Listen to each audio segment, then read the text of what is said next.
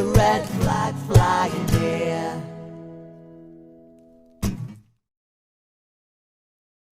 Hello, welcome to Socialist Think Tank, and today we are here with Charlie Hardwick. Hello, Charlie. Hello. How are you?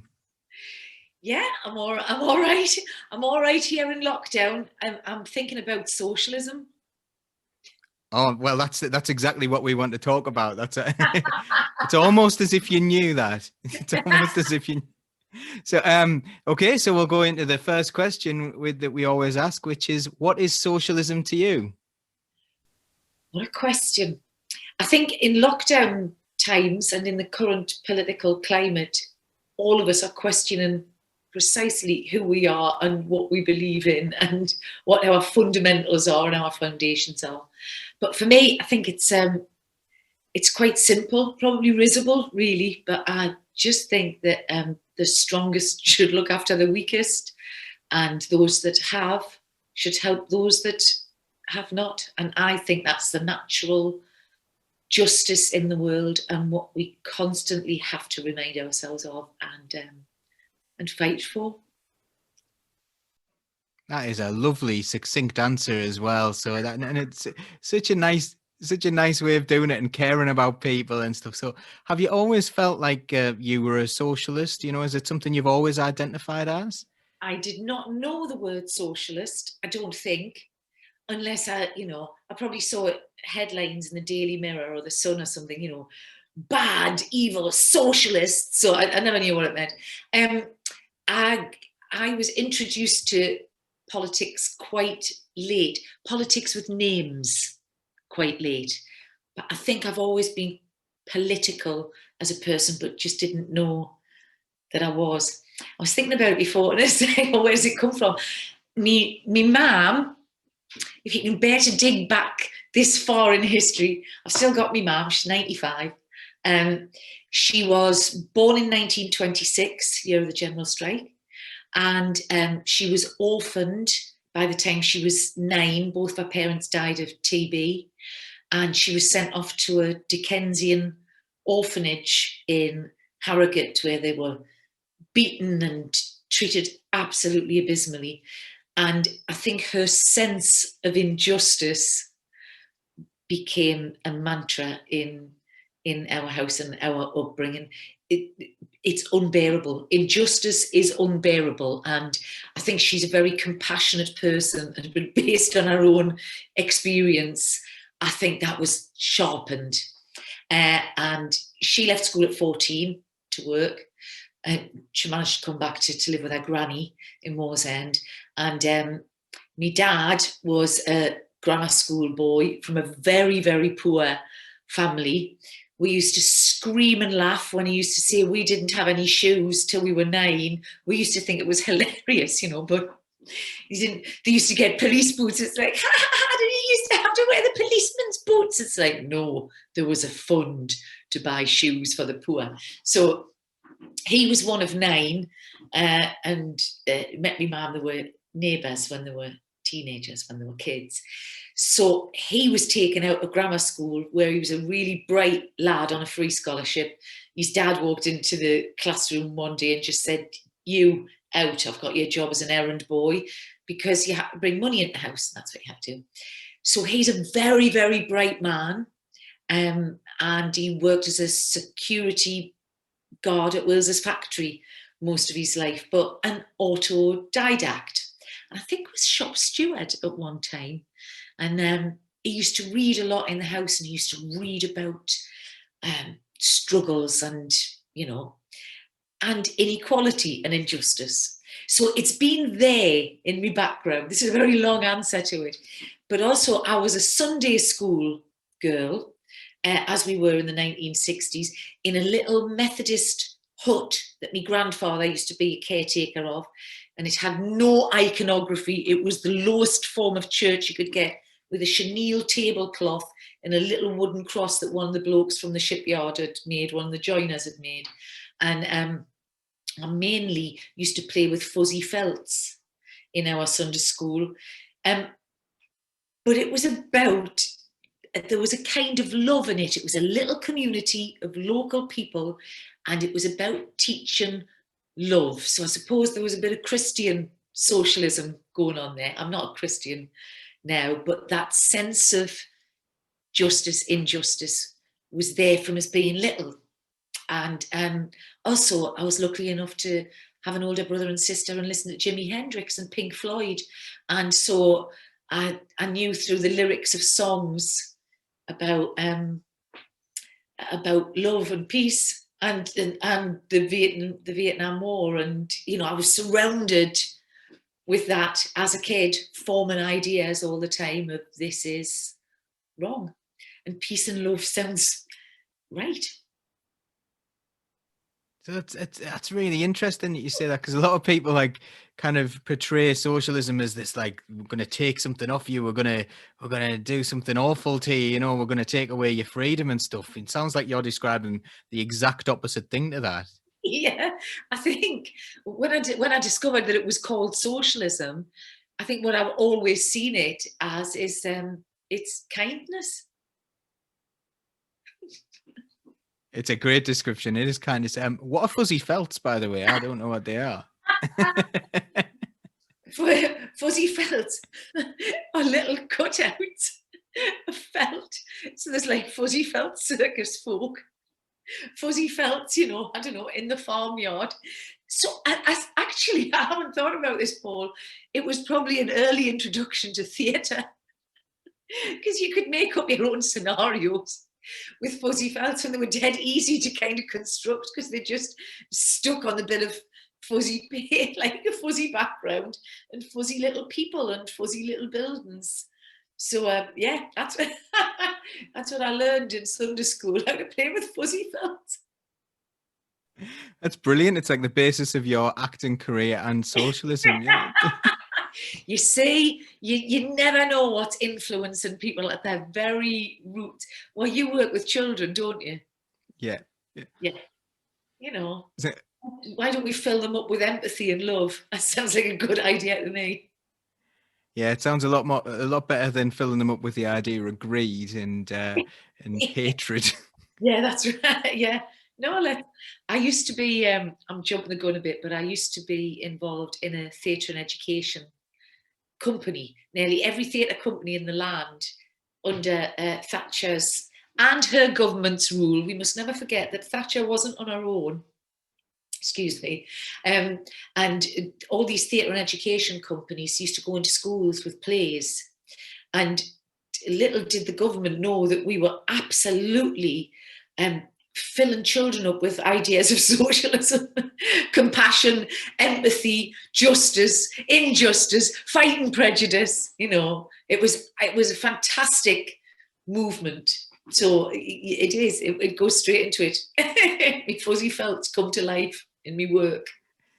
You're not allowed to do that anymore, you know. You're not allowed to tell them about things that are socialist now. You're anything that doesn't promote capitalism is considered to be radicalization. And there's this document the government produced for Prevent that had it had some Nazi iconography, like the swastika and stuff, on one page, and it was like right-wing symbols, and then it had left-wing symbols on the next page saying things like Greenpeace, St. Pauli, Marxism, Greenpeace. yeah, in the government documentation, vegans, and I'm a vegetarian. Yeah, I'm vegan these days, and then St. Pauli Football Club, which is the German anti-fascist football club, you know, that the pro-rights one. So yeah, that's where we are at the moment. So can you teach about fascism then? I don't know. I don't know whether, as long as we're very pro-capitalist, I suppose we would be allowed to. Has it actually got the words pro-capitalism in this leaflet, or is that just acumen? No, the words, it says anything that has an anti-capitalist agenda, I think you're not allowed to speak about in schools anymore. So that's a real worry. I don't know how people teach anything, you know. Well, you teach it with its proper names: compassion, empathy, kindness, justice. You've just made this a must watch for all history teachers. Of course. So thinking about like what you've said there about it seems like it's been something that you really can't help, and a lot of the people I speak to who are the strongest trade unionists and the strongest socialists, if you ask them why they're like that, it's like, well, I don't know, I just can't help it. Do you feel like that as well? Yeah. I don't think I could ever switch to like being in favor of injustice. I just how could you? You know, even I was talking about my family life.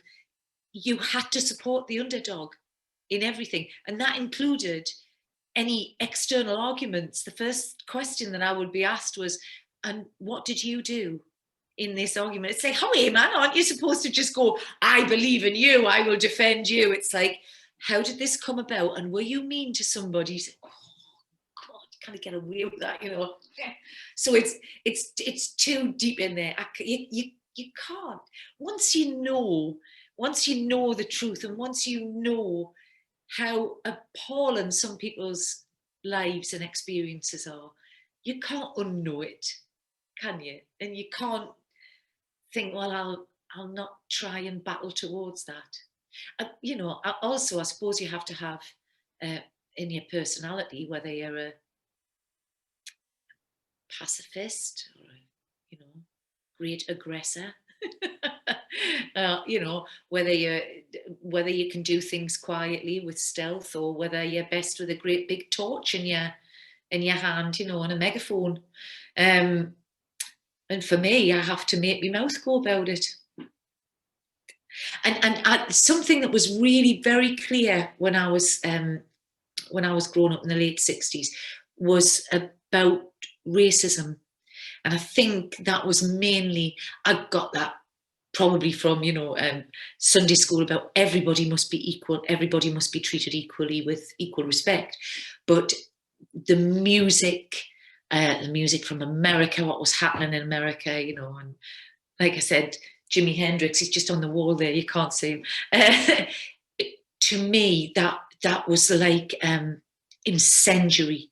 I can remember as a child, this huge family argument with an uncle when I was 11, and he was using derogatory, racist language in the house. And I just remember it kind of rising up and just saying, you must not say that. That is not right. That is not fair. You must treat people with respect. Everybody's equal. And I just remember thinking, this isn't normally what happens in the sitting room in the house, but I just could not passively sit and take it. It ended up in a huge family row, and my uncle was ejected from the family house, which I have to say was a bit like, bloody hell.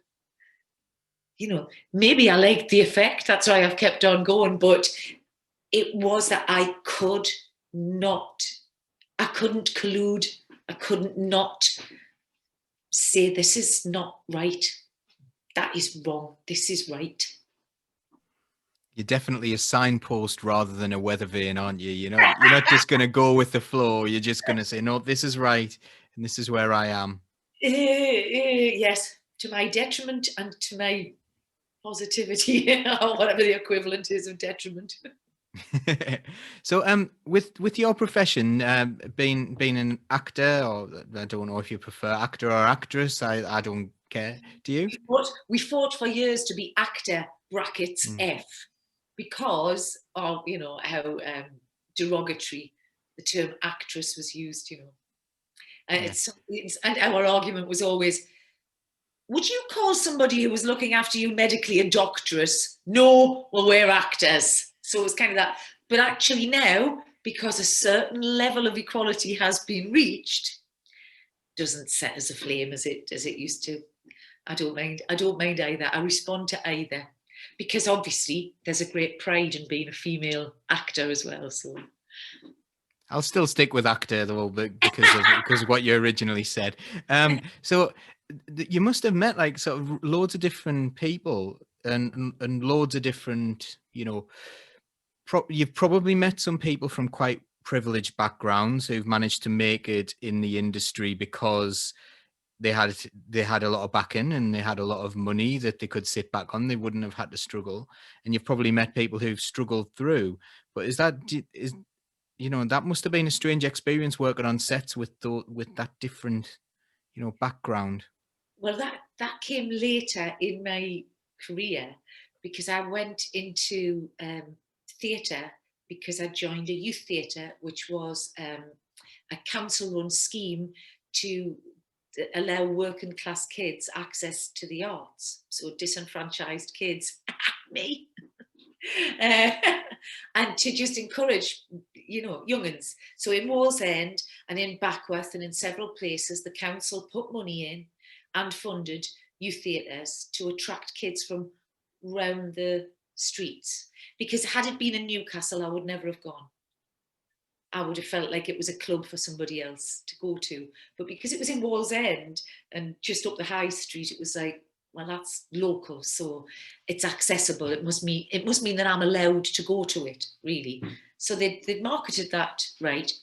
And that's when I discovered the word socialism and the word feminism, for what I then discovered were deep-seated beliefs in me that I didn't know had names. And I also didn't know there was huge worldwide movements attached to them that you could discuss with people and grow and read this and see that band and go and see that play and go and see that film. So that's where I was radicalised, thank God. And no, should we say politicised, thank God? Or should we just say I learned the words for what I'd always felt, but shaped up and sharpened up into a much more, coherent movement I was part of. So the youth theatre we didn't do classical plays, we didn't do Shakespeare. We got a writer in to write about our experiences. It's all, like a real socialist approach to young people and storytelling. And it's like, but your stories are valid. What do you want? What do you want? We've got nothing to say. There's nothing interesting in our lives. There are, your stories are vital. So I got into theatre that way. I was a civil servant. I worked at the Ministry, the Department for Health and Social Security in Long Benton. And it was only because of people I met in the youth theatre and their encouragement that I went to college to become an actor, because I didn't even know you could be an actor if you were working class Geordie lass. So the theatre that I was interested in was modern, write it yourself, issue-based political theatre, changing the world one play at a time, letting people walk in somebody else's shoes, empathy. That's what I was interested in. So not commercial theatre or film or television. I hadn't considered any of that. I wanted to work in radical theatre. So I went to college and I trained in radical theatre and then worked in radical theatre until, I was well into my 30s before I ever was on a set, like you say, with people who'd come from a very, very different background, some of whom were fantastic. Others, it's still astonishing, the attitude to when you hear my accent. I recently, very recently, had an audition with somebody with a very, very posh bloke. And when I read it out, he went, have you got an accent? I went, yes. He said, right. Oh, right, yeah. Well, we need this in a northern accent. I said, I'm from the north. Right.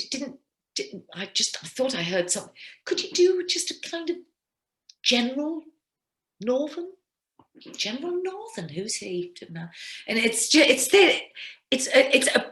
really, honestly, it's terrible. You're from the where? The north what? She said, oh my God, awful. And this idea that there's general northern, that the working class kind of speak. One of my greatest skills that I've learned is that I can speak posh. So sometimes it really helps when somebody's going, oh, I love your accent. Where are you from? That I can go, oh, I'm sorry. Does it help if I speak like you? You know, does that make you feel more comfortable? Stir up. It's funny you talk about accents as well. We've recently done a podcast for the Political Education Project, and I did it. I read it out, and everyone's, oh, it's so strange to hear, because it's a little bit like an audiobook because I'm reading something. So strange to hear like a northeastern accent, and they were calling me a Geordie. You know, I'm not a Geordie. You know, like I'm a Yakka. So with a little bit of Irish twang in there if you really listen. But yeah, so it's interesting that people have these awful ideas around accents, like, oh, no, that's not right. That's not right. That's not a northern accent. What they're talking about is a Manc accent, and especially because the BBC in Channel 4 and everybody's now in Manchester, that's an acceptable accent. But it's something that actors and working class people involved in the arts have fought for.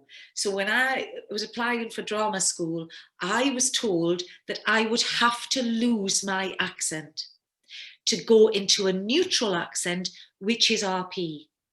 Well, that's not a neutral accent. It's an accent that was invented when public schools were invented. And, you know, this whole idea in Shakespeare that the kings speak with RP and the commoners, the Hamlet working class people. Well, that's bollocks, because that's not accurate at all. There was no such thing as RP, received pronunciation. You know, but that's what it was. You've got to get rid of that, or you will not succeed. You will not go anywhere. You will not be able to make your living as an actor if you speak like that. But so we've fought, and now it's much more progressive, and now it's part of diversity, and they wouldn't dare stick all of the posh on the front line.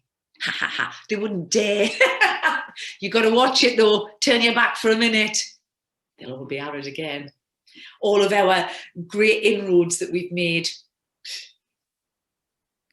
I remember actually when you first went on to Emmerdale, and my mum was like, there's someone from round here. There's someone from round here on Emmerdale, and she was really excited to hear a northeast accent. And I think that's it's a big deal for people, isn't it? That was maybe not so much now. People wouldn't really recognize it as much because you've got more accents, and you've got Ant and Dec, I suppose, who are very famous and stuff. But you didn't at the time have very many northeastern accents there at all. No, you had Auf Wiedersehen, Pet, and the odd Cookson, and that was it. But nobody within the establishment of the BBC or on radio, nobody on radio, spoke with anything other than some kind of faux mid-Atlantic accent. Or like the Today programme, which is still, it still teeters on the great imperialism accents. But we've come leaps and bounds, except when it's Geordie and you're not a general northerner. Right, so this kind of links in with what I wanted to talk to you about as well, because for me, there's a real importance in telling stories, and particularly telling stories of your class, because history is often written by the victors, and it's written by the people who managed to get their books published, I suppose. So how important is it to you to have certainly alternative stories and working class stories? So I know you're a great storyteller because I've seen you tell quite a few stories while you've been on stage at Red Hills and things for the Women's Banner Group, which is how I was lucky enough to meet you. So so I know that you're excellent at telling stories, and I'm hinting here that maybe you'll even tell us a story, because I'm sure people would love that as well. But how important is it that we tell these stories? Well, it's vital, otherwise it's lost. Oral history, I don't know about you, Paul, but I know the stories of my family. I know where I came from. I know the hardship, and I know the pain, and I know the joy, because I've had the good fortune to have storytelling folk in my family. In terms of what I was taught at school about the history of The people of Wallsend, nothing. So how can you have a pride in yourself? How can you have a knowledge of where you've come from, who you've come from, how you've come from, if you're not told? It's vital, and it's lost within a generation, as political progress is as well. If you're not careful, it's just a generation away, and then you're back to square one. But there's working class history, people's history, that a lot of people take things for granted.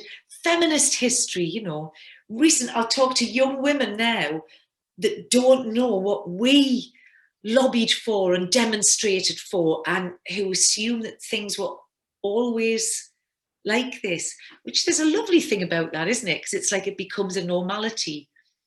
When I asked my little niece, if the king and queen had 3 children, and there was a girl and then a boy and then a boy, who, if they died, would be the next king or queen? And they went, well, the eldest. It's like, no, it's a girl. And it's like, hey, what are you talking about? I shouldn't use the monarchy as a way to illustrate this story. But I know that lasses now would go, are you kidding me? Well, lasses in my culture, are you kidding me? Because it's now their normality. Do you feel equal? I'll say to my nieces. And they go, yeah, of course we're equal. And 20 years ago, you certainly weren't. You weren't in legislation, I know there's still miles and miles to go, but we've progressed a bit. But without those stories being passed on, then you can't grow from there. You're always reinventing the wheel, or you feel like you're on stony ground, that you've got nothing to back you up, because you're not standing on the shoulders of giants, because you don't know they were there. It's funny you talk about the monarchy, because I was recently thinking, it's a bit of a weird thing to have been thinking about, but my kids love The Lion Guard, which is like a spin-off of The Lion King, and it's about Simba's son, and his sister becomes queen before he does. And I was like, oh, lions are more progressive than British people. But then I was like, oh, hang on, no, it's fiction. So I lost myself in the story for a little while. I think they've changed it now. So luckily, I am the next in line to the throne. Phew. And also, like, the whole idea of people being equal as well, and you're talking about the monarchy as well. It's like, I often think, how can people believe in equality but believe that some people are born better? Yeah, some people have better blood. Well, And I think it was Mike Elliott used to tell this story, but I don't know if it was his story, that the comedian. But it was just that thing about his old granddad used to go walking on the hills, and had done every day since he was a little boy. And this one day he heard this voice saying, "Get off my land, get off my land, get off my land." He's just walking along. And this person came up, all berserk, that he was trespassing on private land. So his grandfather said, well, whose land is it? He said, it's my land. He said, well, how did you get it? And he said, I got it from my father. And he says, how did your father get it? He said, he got it from his father. And well, how did he get it? Well, he got it from his father. And how did he get it? He said, oh, my great-great-great-great-grandfather fought for it. So Mike Elliott's grandfather took his jacket off and said, well, I'll fight you for it now. Seems to make perfect sense, doesn't it? Right. So I'm going to move us on to, I know that you're an excellent storyteller, as I mentioned earlier on. And we've already told me a little story about that painting behind you, and I was really interested in that. So tell me a little bit about that story. Oh, this is, shall I get it for you? Just got this. This is an artist called Artemisia Gentileski, late 1500s, early 1600s, when women weren't allowed to be painters because it was all within guilds, a bit like, the Masons and that. Heard of the Masons? And Artemisia was the daughter of an artist, and she showed immense talent. So she painted, and to marry this story up with theatre, she in real life, she was raped by one of our father's pupils, and she had somehow the reserve and the chutzpah and the sense of injustice and the strength to take this person to court. And it was a long, drawn-out and appalling trial. But what a theatre company did with the trial is they took the verbatim translation from the 1600s, from this Italian trial, and they made a play called It's True, It's True, It's True, which you can find somewhere on YouTube or in your computers.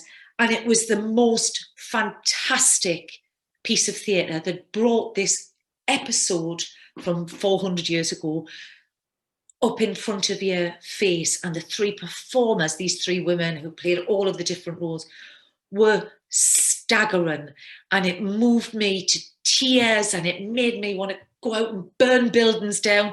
I'm not sure if you should do that when you go and see plays, but it just impassioned and educated and entertained and enraged and made you feel fantastic, because of the experience of the theatre and the show. The show is called It's True, It's True, It's True.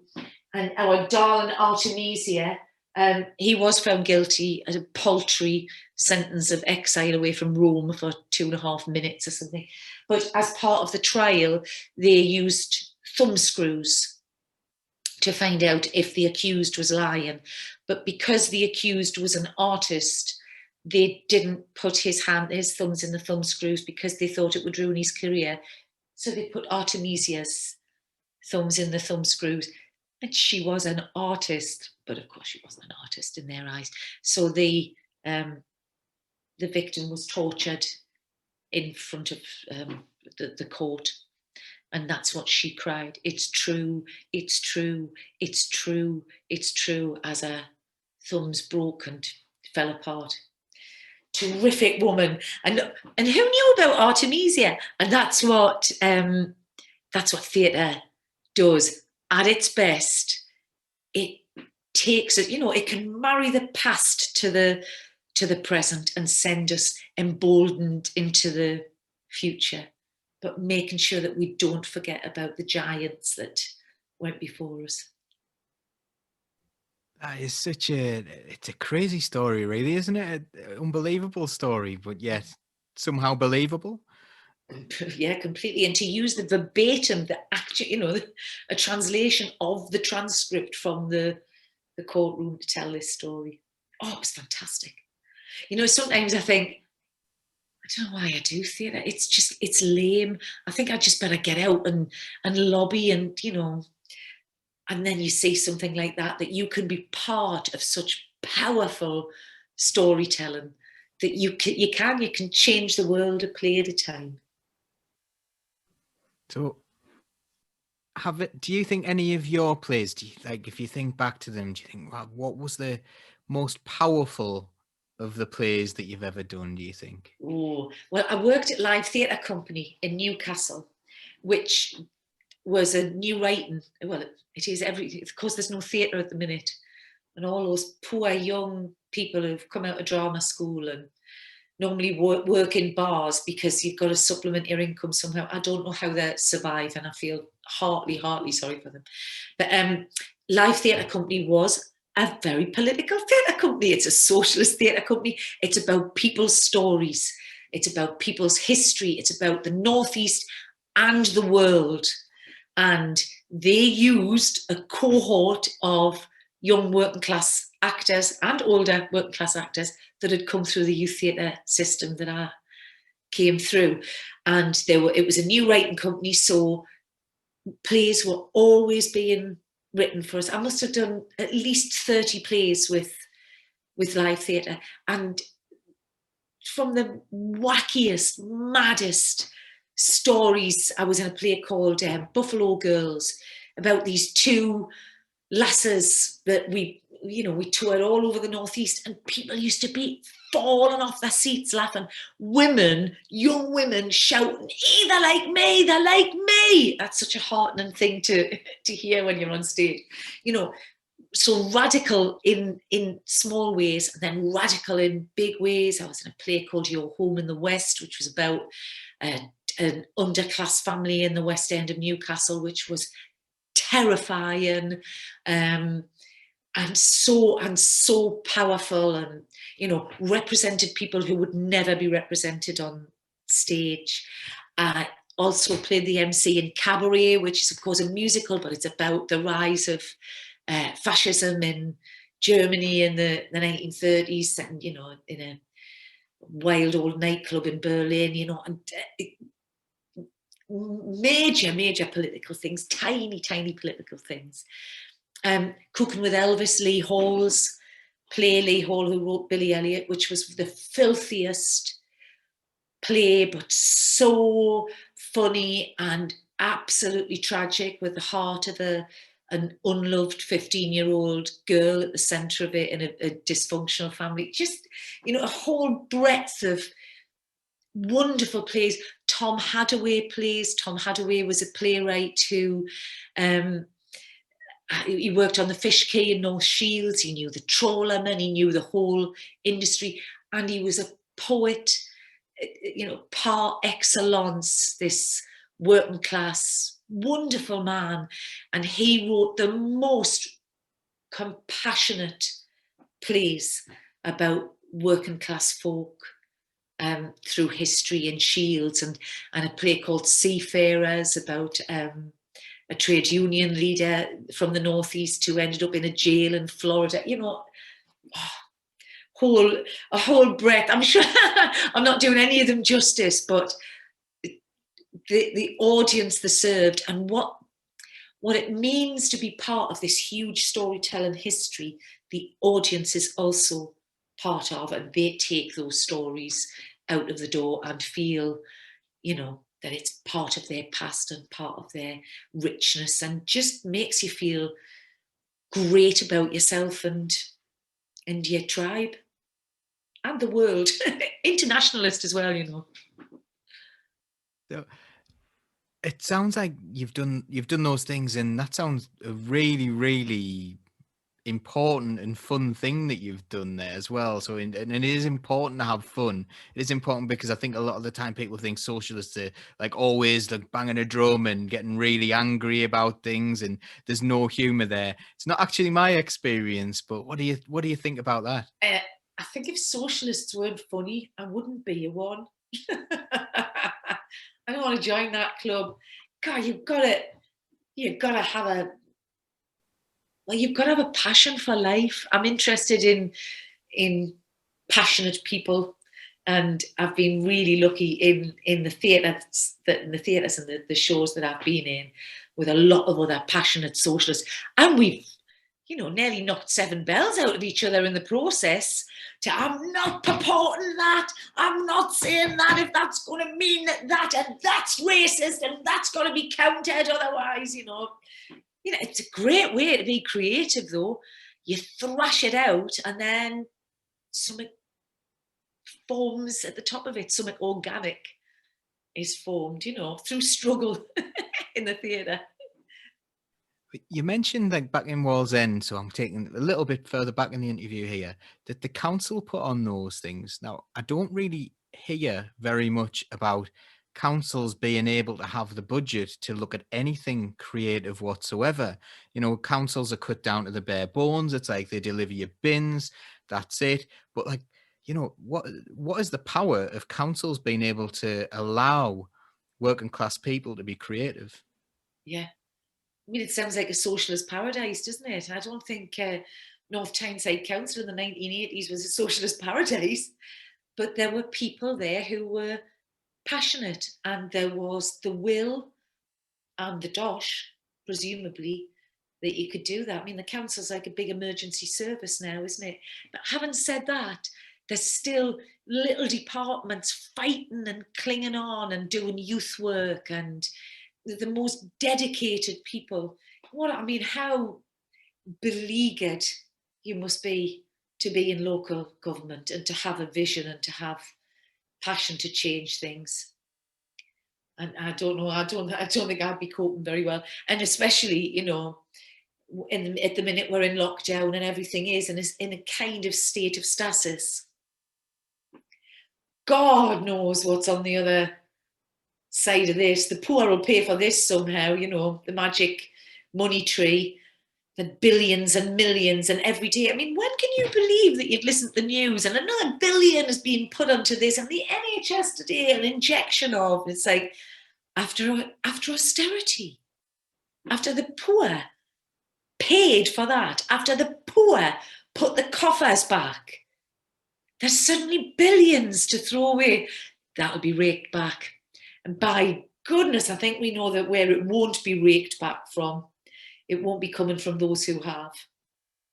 So I don't know what lies in store for local authorities.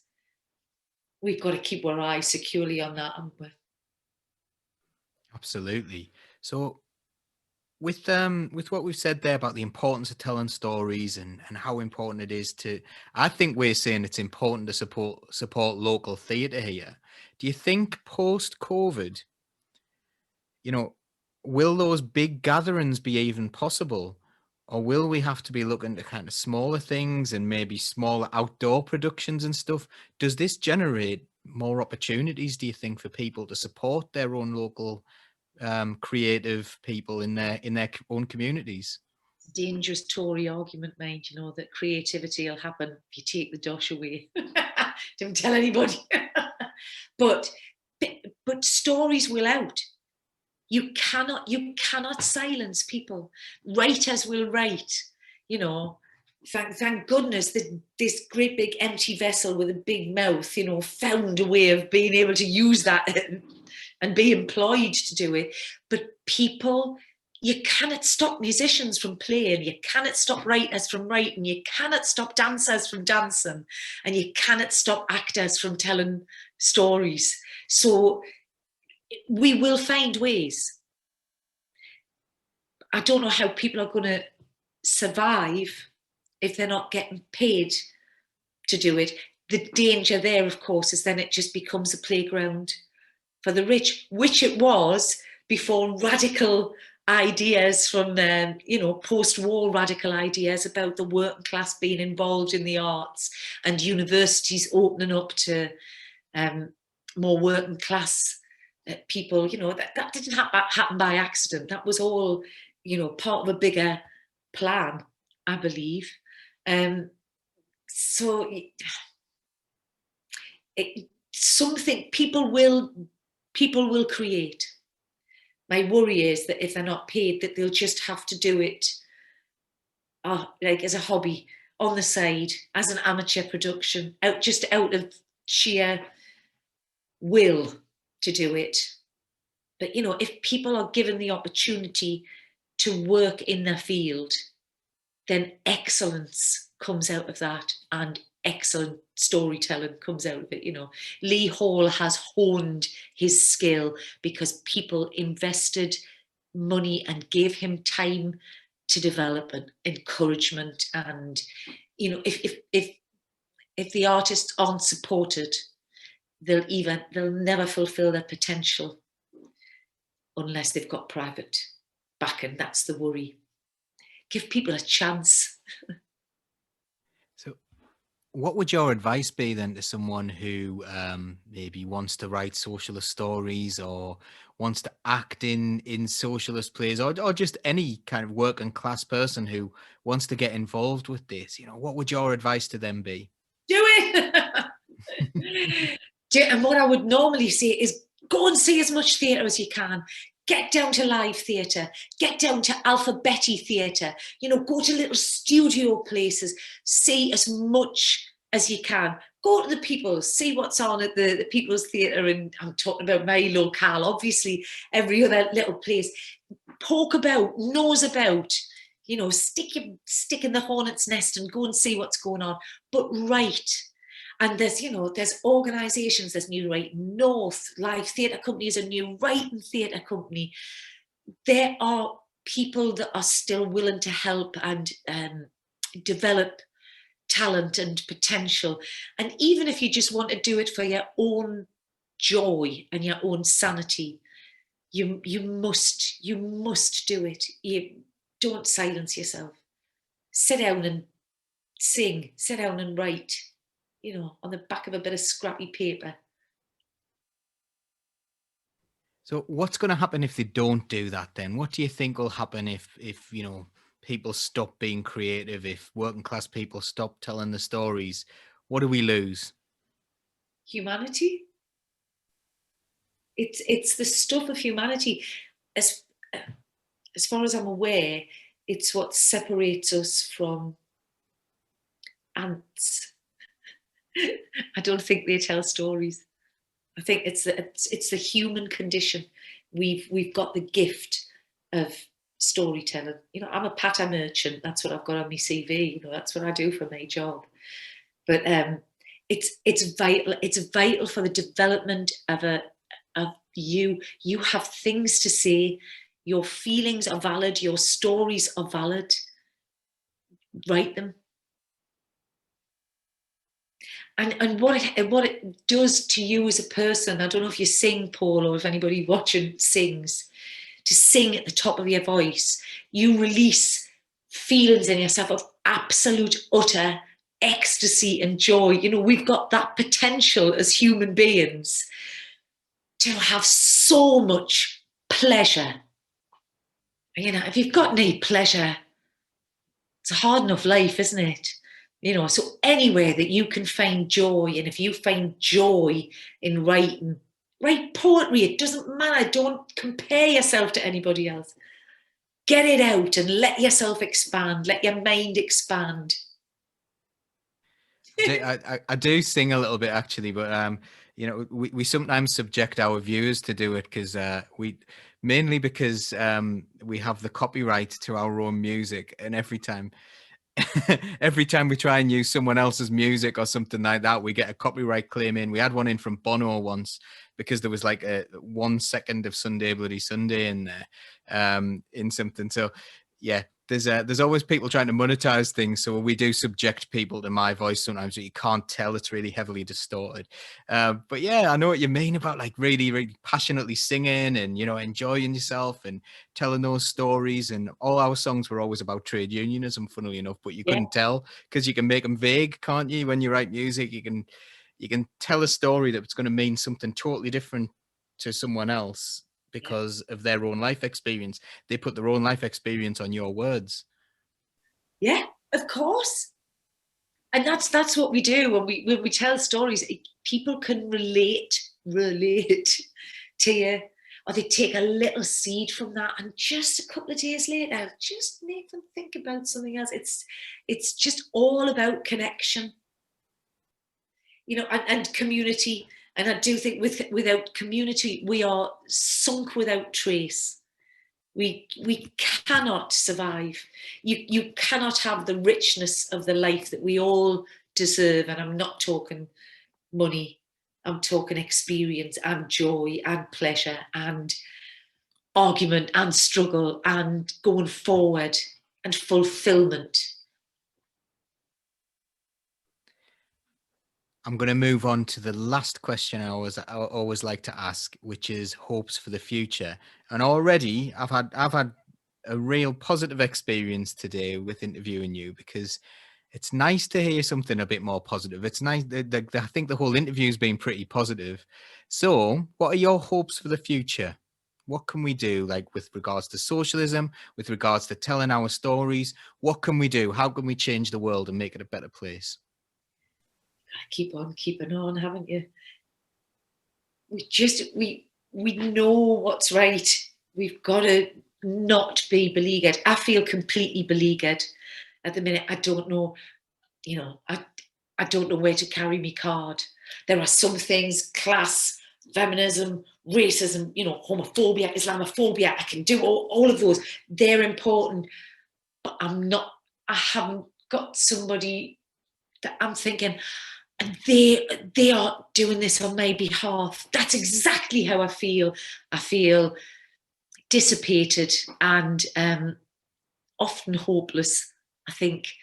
So we've got to, community, connectivity, we've got to keep chivying each other along. And when one falls by the wayside, pick them up and let's keep marching forward, really.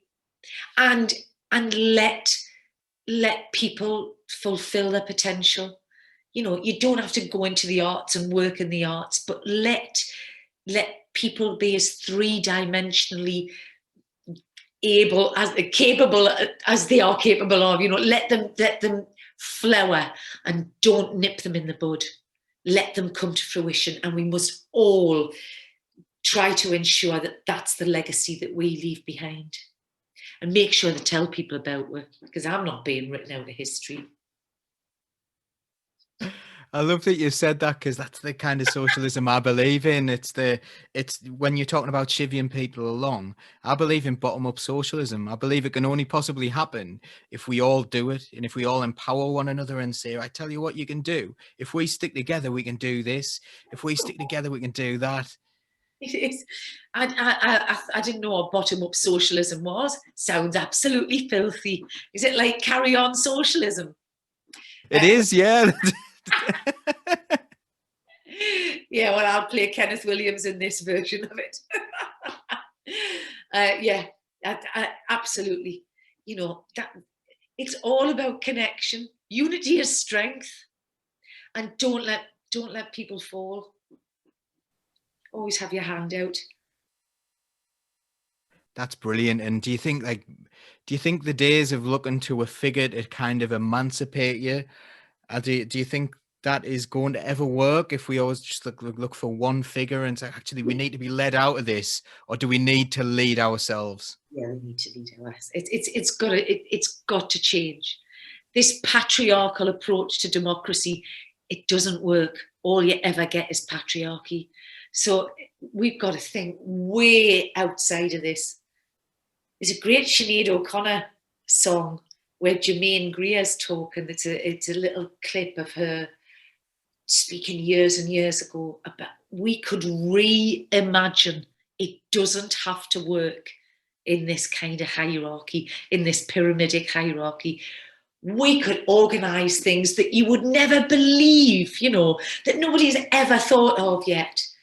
I think we've got to do that. Otherwise, it's fuzzy felt tinny, and you're just sticking another little figure on the one that was there before, you know. And with a bit of joy, you know, we've got a woman this time, and it's still me.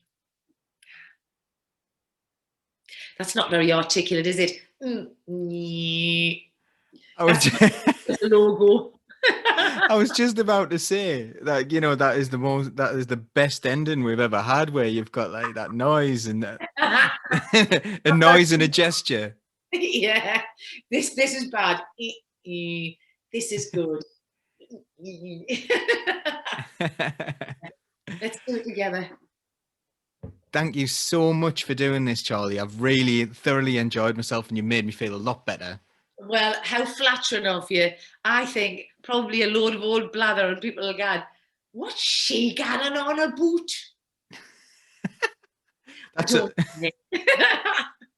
Happens to us all the time. That's fine. That's what this show's about. It's about just having a bit of a chat and learning about people, and telling those stories that we were talking about earlier on, telling those socialist stories, or those working class stories, because we can do it, can't we? You know, it doesn't have to be about these posh stories or these people who've been running the country for 200 years telling us how great they are. You know, it's you know, there's plenty of good working class stories out there. Yeah, there are. Yeah. Okay, well, I'm going to thank you on behalf of Socialist Think Tank, and I really want you to feel free to come on anytime. You're always welcome, and I hope we'll definitely see you in Durham this year, if we don't have another lockdown, which I fear will probably be the case. Personally, I think that 21st of June thing is just like when I can see that looming. It's like, oh no, we're going into another lockdown. But you never know. Let's get out second Saturday in July. The summer solstice. Fancy picking the summer solstice. It's just so let's pick a very long day with the most sunshine. I know, June the 21st. You know, how he can pick a date on the calendar. But I wanted to ask you a question, Paul. Oh, yeah. At the end of your grueling interview, do you think I'm still a socialist? I think you're absolutely a socialist. I think anyone who cares about people and thinks that it's not just about them, it's about a collective thing. That's socialism, isn't it? And it's caring about one another and supporting one another and helping one another and respecting one another and all those things. You're definitely a socialist. You're a favorite socialist of mine. Well, thank you, because I do at the minute feel like maybe it's all slid away and I've lost my faith and maybe I've lost my footing. But that gives me great hope. If I've managed to convince you, I still am. Always. Thanks again, Charlie. Thank you. Look, nice to speak to you. We'll keep the red flag flying here.